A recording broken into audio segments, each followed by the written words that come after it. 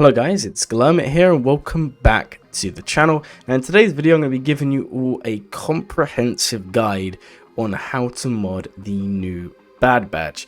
So as you guys can see, I do have the team at high relic levels with the exception of Crosshair, who will be there very soon.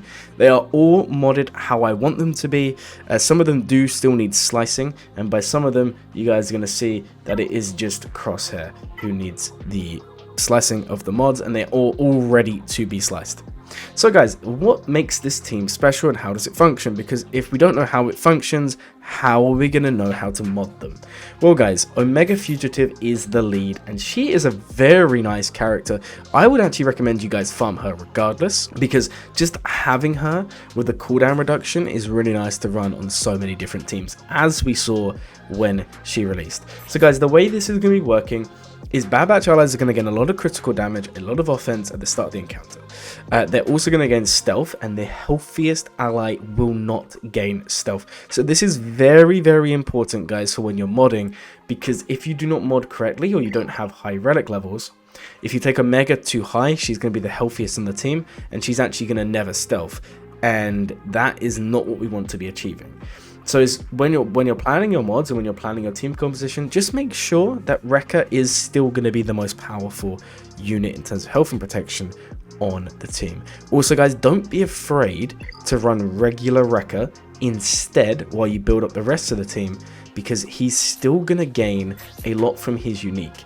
So he's still going to be gaining that 20% max health and max protection for each other Bad Batch ally. That is not a clone specific ability, so you can still run him in.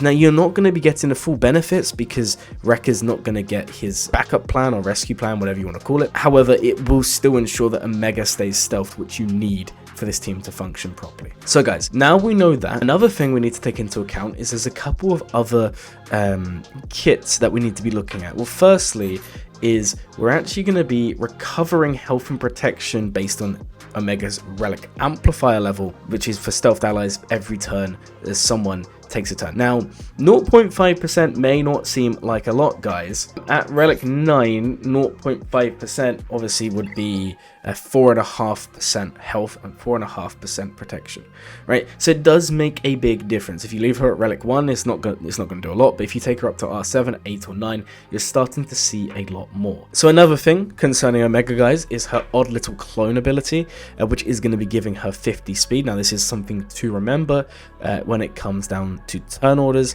And then also finally, just remember that you're going to be giving health and protection recovery with her special. So guys, now we've kind of discussed how Omega's working, let's talk a little bit about the speed orders. So obviously ignore the old Bad Batch, they aren't in this video, but hey, there's too many here, so we're just gonna do it this way.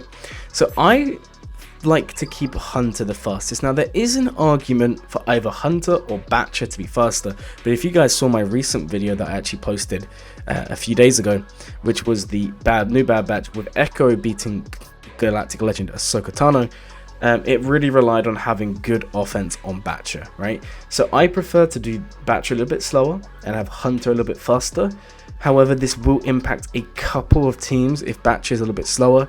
When you go against Queen Amidala, which this team can beat, you can sometimes get stuck because Batcher will dispel on the mark, but he's not then going to apply the mark, right? So it just dispels and it's a different function altogether. So it does mean that with those sorts of teams, you're wasting Hunter's first ability. So just be a bit careful who you're going against. But yeah, I like to have Hunter first. Now I've got him very fast. I do believe he's a character that benefits from being really fast. So I like to have Hunter the fastest. Next, honestly, it doesn't make a difference because no matter what you do, guys, Omega's going next. And that's because of the 50 speed. Now I'd like to aim to have her around about 250 to 260 speed, which would take you to just around about that 300 speed mark. As you guys can see, I've got her 270, so I'm actually going to be sitting at 320 speed. Most of the time is going to be enough speed for you to do whatever you need to do, but obviously you can drop the speed a little bit. And then I like to have Batcher go. Now I've got Batcher at 276 speed, and I like to have Batcher goes next just so you can get the bleed out or reapply the marked as well. And then we have Wrecker as well, who comes in at 259. I would say 240 to 250 speed's fine for him. And then Crosshair, I'll be honest guys, you don't really need to worry about speed on him, because what you want to mod him very differently. Guys, so now we know the speeds of the teams, let's talk a little bit about the actual modding. So guys, one of the reasons I like to mod Hunter for some speed and potency is really because of his basic ability. And what that's going to be doing is, if you have enough potency, you meet those potency thresholds, he's actually going to be applying speed down on his basic, which is very nice for allowing your team to kind of control the situation. Next up, we have Batcher. I like to mod Batcher for offense and crit chance. I do like to have the potency on the cross, guys, mainly because you've got quite a few debuffs you're applying with Batcher. Firstly, you have defense down you can apply, off balance you can apply.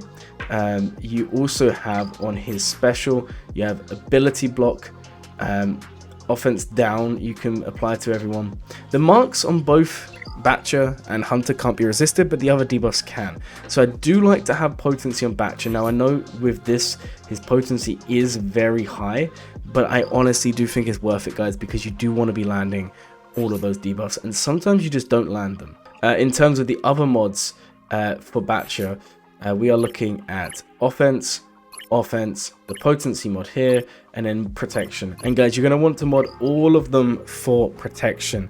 The reason being, if you try to do any of the cooldown manipulations, you're going to be recovering loads of protection, and it's all protection based. So now we know more about Batcher, we know more about Hunter. Let's move on to Omega, and I like to mod her for health and speed, guys. So those are the base sets. Now in terms of the actual mods themselves, tenacity is very nice on Omega because you don't want her to be dazed. You don't really want her to be debuffed at all. When you get debuffed with this team, you kind of get a little bit screwed. Stuns as well are a little bit annoying when you don't have the Grand Arena Omicron. So I like to have her modded for tenacity on the cross. Also bear in mind, she does have a dispel on everyone, so again, she's going to be going quite early on. She's giving everyone TM. You don't want her to be dazed, you don't want her to get any of these debuffs, so just having a little bit of extra tenacity is very nice. Other than that, protection all around. Now for Rekka, I've seen some people mod him for speed, some people mod him for health, some people mod him for defense. For me personally, I like to mod him just straight up defense mods. He is your tank. He is there to hold the fortress down, guys. Rekka's job in this team is just to not die. And for me, modding him for defense is probably the best you can do. Obviously, bear in mind, guys, that defense mods in particular are a weird one because the more you apply them, the less effective they become. Same with the higher relic level you go, the less percent you actually get from the defense set. So for example, you can see here I have just over 14% armor that's been added to Rekka. Now this was like 15% when he was relic 8. Now obviously it's a bigger number, but as you guys can see, the effectiveness is scaling down. So just bear that in mind. And again, you're going to want to mod him for protection everywhere with health primaries and health secondaries and defense secondaries where possible. Also do note his unique's very nice here. It's going to be dispelling healing immunity, all of that stuff, but more importantly, guys, it's going to make it so whenever an enemy attacks out of turn, you're recovering health and protection. And let's not forget the second part, which is really nice, which is whenever a enemy gains 50% or more bonus turn meter before a Bad Batch ally takes a turn, all Bad Batch allies are gaining 15% turn meter, which is very nice for getting the team going. And finally, guys, we have Crosshair. So Crosshair needs to be modded a little bit different. Now crit chance is nice on him because obviously if you crit, you're always in a good spot with these guys, but you're going to want to mod him for offense with a crit damage triangle, an offense cross. This is the only mod I'm not happy with on this loadout, if I'm completely honest here, guys. As you can see, it has no speed. It's just a placeholder for now. The rest of them, I'm pretty happy with. He doesn't need to be super fast. However, guys, you're going to want an accuracy arrow, because one of Crosshair's downsides is he's going to have lots of shaken, and he's going to not really be doing a lot in the early game or early stages of battle. So whenever he has shaken, he has loads of decreases in accuracy. It's just not very nice. Whenever shaken is removed, Crosshair's going to dispel all debuffs on himself. He's going to take a bonus turn. He gains 100% accuracy when targeting a marked enemy, so he can't lose or miss. And more importantly, he is dealing massive damage, and he's ignoring protection as long as the enemy leader is not a galactic legend. So it's really, really nice there, guys. Also, he's just doing a lot of damage, and if you have his Omicron, he's assisting a bunch, so just having the accuracy arrow is very nice for getting him to take the turns. I don't think speed's important on him, and the reason for this, guys, is because he's just going to gain so much turn meter. Whenever he gains a stack of target practice, he's going to remove 1 stack of shaken, and then he's going to gain 15% turn meter. So basically, if you mark someone down with the initial turn order, so you go from hunter, you mark someone down, that's going to basically call everyone to assist. And whenever someone assists, you're going to gain a stack of target practice. Already you're gaining like 45% turn meter, which is a nice amount to gain, and it really does mean you don't need to prioritize having any of those speed mods on him. So guys, that is how I would mod the Bad Batch team. Now, would I take them up to high relic levels? Well, having them there, I don't know. I don't think they're a bad team by any stretch of the imagination. In fact, I think they're a very good team, and they're very underrated.